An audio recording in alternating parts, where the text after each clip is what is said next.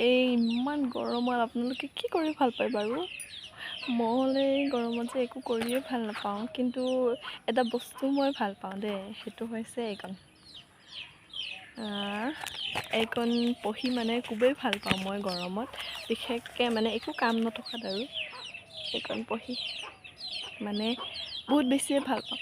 কাৰণ এইকণ যেতিয়া পঢ়ি থাকোঁ নহয়, তেতিয়া গৰমৰ একো ফিলেই নহয় মানে।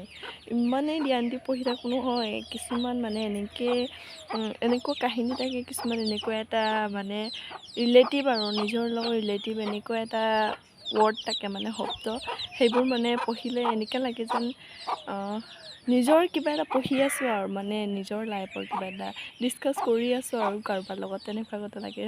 চ' এইকণ পঢ়িলে মোৰ ইমান গৰম চৰম ফিল নহয়, সেয়ে মই এইকণ আনি গৈছোঁ। এইকণ মোৰ বিয়াত মই পাইছিলোঁ দেই, মানে গিফ্ট দিছিলে বিয়াত। এইকণ পঢ়ি মই খুবেই ভাল পাওঁ, এণ্ড এইকণকে পঢ়ি থাকোঁ আৰু গৰমত মই আৰামছে।